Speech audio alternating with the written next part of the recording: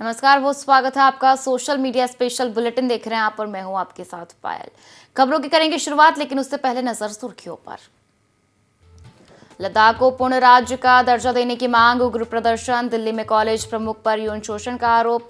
युवराज सिंह से ईडी ने 7 घंटे पूछताछ की। एशिया कप में आज बांग्लादेश से भारत का मुकाबला। महाराष्ट्र के 5 जिलों में बाढ़, 8 लोगों की मौत।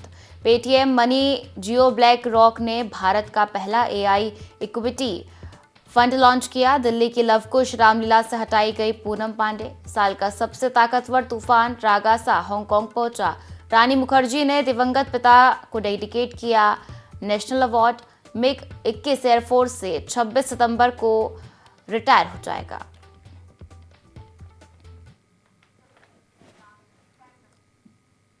और चलिए अब खबरों की ओर बढ़ते हैं, जहां केंद्र शासित प्रदेश लद्दाख को पूर्ण राज्य का दर्जा देने की मांग को लेकर आपको बता दें कि पूर्ण राज्य का दर्जा देने की मांग को लेकर लेह में सुरक्षा बलों से झड़प हो गई। छात्रों ने भाजपा ऑफिस में आग लगा दी, पुलिस पर पत्थरबाजी की, सीआरपीएफ की गाड़ी में आग लगा दी। ये छात्र सोशल एक्टिविस्ट सोनम वांगचुक के समर्थन में विरोध प्रदर्शन कर रहे हैं।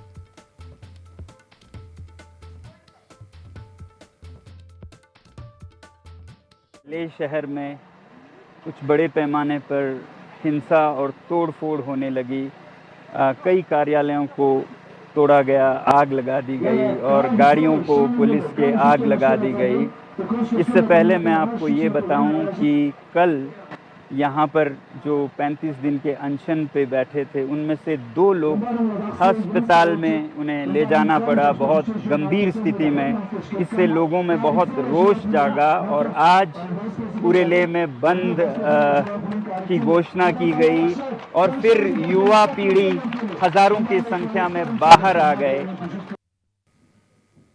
और आगे बढ़ेंगे, जहां दिल्ली के Shri Sharda institute of Indian management के पूर्व चीफ स्वामी चैत्यानंद सरस्वती पर 17 स्टूडेंट से यौन शोषण के आरोपों का बुधवार को खुलासा हुआ। छात्रा इंस्टीट्यूट में ईडब्ल्यूएस स्कॉलरशिप के तहत पीजीडीएम कर रही है। चैत्यानंद पर उनसे गंदी बातें करने, अश्लील मैसेज भेजने और जबरन छूने का आरोप है। चैत्यानंद सरस्वती उर्फ पार्थ सारथी के खिलाफ 4 अगस्त को वसंत कुंज नॉर्थ पुलिस स्टेशन में एफआईआर दर्ज की गई थी। तब वह इंस्टीट्यूट का प्रमुख था। उसे 2 अगस्त को पद से हटाकर निष्कासित किया गया था।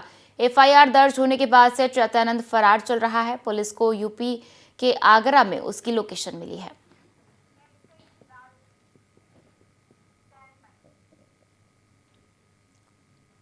और भारत के पूर्व star cricketer Yuvraj Singh online सट्टेबाजी ऐप 1xBet से जुड़े धन शोधन के मामले में पूछताछ के लिए प्रवर्तन निदेशालय के सामने मंगलवार को पेश हुए।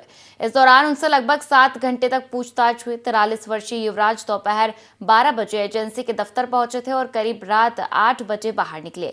इसके पहले रैना, धवन और उथप्पा से भी पूछताछ हुई थी। वहीं बॉलीवुड एक्टर सोनू सूद पूछताछ के लिए प्रवर्तन निदेशालय के दफ्तर पहुंच गए हैं। उनसे ऑनलाइन बैटिंग ऐप केस को लेकर सवाल जवाब किए जाएंगे। सट्टेबाजी ऐप के संचालन की जांच ईडी की ऐसे प्लेटफॉर्मों के खिलाफ व्यापक जांच का हिस्सा है जिन पर करोड़ों रुपए की ठगी करने और कथित तौर पर प्रत्यक्ष और अप्रत्यक्ष करों की भारी मात्रा में चोरी करने के आरोप है।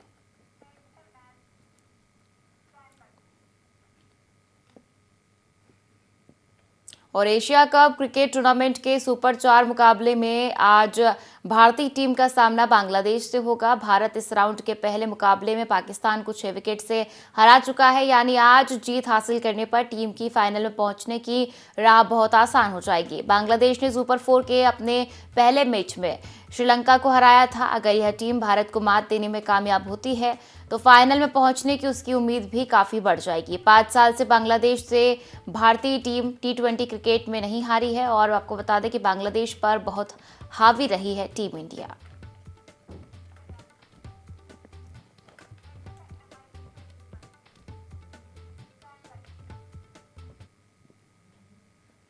और भारतीय वायुसेना से मिग 21 की विदाई होने जा रही है। इसका विदाई समारोह 26 सितंबर को चंडीगढ़ में किया जाएगा। वायुसेना प्रमुख air chief marshal AP Singh और squadron leader Priya Sharma MiG 21 को उड़ा सकते हैं। 24 सितंबर को विदाई समारोह की रिहर्सल की जा रही है। मीडिया रिपोर्ट के मुताबिक मिग 21 के अलावा इस समारोह में जगुआर और स्वदेशी तेजस हल्के लड़ाकू विमान भी शामिल हो सकते हैं।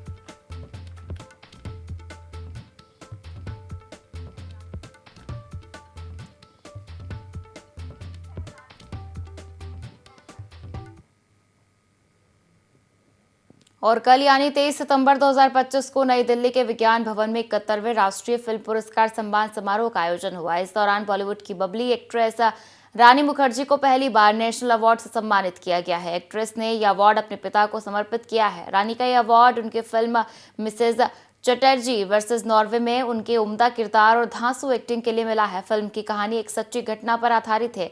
यह 2011 में नॉर्वे में रहने वाले एक भारतीय दंपति सागरिका चक्रवर्ती और अनुरूप भट्टाचार्य की कहानी है, जिनके बच्चों को नॉर्वे सरकार ने जबरन अलग कर दिया था। इस फिल्म में रानी ने एक ऐसी भारतीय मां का किरदार निभाया जो अपने बच्चों को वापस पाने के लिए एक विदेशी देश की सरकार से अकेले संघर्ष करती है।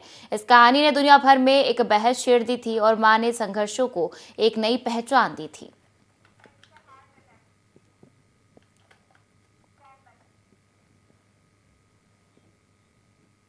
और हिमाचल प्रदेश के चंबा में रामलीला का मंचन करते हुए एक कलाकार की हार्ट अटैक से मौत हो गई। कलाकार मंच पर बनाए सिंहासन पर ही लुढ़क गया। यह घटना लाइव वीडियो में रिकॉर्ड हुई। जिस समय यह घटना हुई उस समय रामलीला में सीता स्वयंवर का मंचन हो रहा था। हार्ट अटैक से करीब 1 मिनट पहले ही मंच पर दशरथ और विश्वामित्र में संवाद हो रहा था। इसमें विश्वामित्र पूछते हैं, राजा दशरथ मेरे लिए क्या कर सकते हैं? इस पर दशरथ ने हंसते हुए कहा, आपके लिए प्राण भी न्यौछावर कर दूंगा। इसके कुछ ही क्षण बाद दशरथ का किरदार निभा रहे कलाकार अचेत हो गए।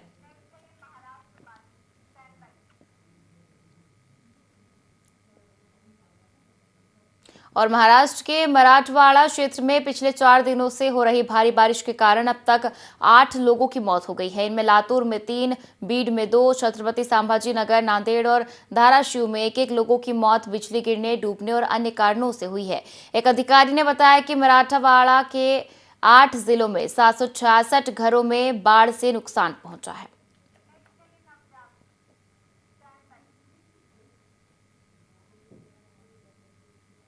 और भिलवाड़ा में मानवता को शर्मसार करने वाली घटना सामने आई है। 15 दिन के मासूम को जंगल में फेंक दिया गया। रोने की आवाज न आए इसलिए उसके मुंह में पत्थर भरकर फेविक्विक से चिपका दिया गया। मवेशी चराने वाले की नजर बच्चे पर पड़ी तो उसके होश उड़ गए। पत्थर मुंह से निकालते ही मासूम रोने लगा। तुरंत लोगों ने मासूम को हॉस्पिटल पहुंचाया, जहां इलाज किया जा रहा है।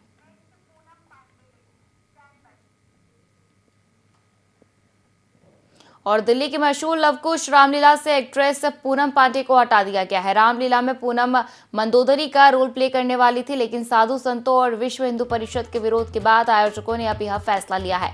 रिपोर्ट के अनुसार लवकुश रामलीला कमेटी के अध्यक्ष अर्जुन कुमार ने कहा कि हिंदू समाज के विरोध को देखते हुए मंदोदरी का रोल किसी और को दिया जाएगा। उन्होंने बताया कि पूनम पांडे को इसकी जानकारी दे दी गई है।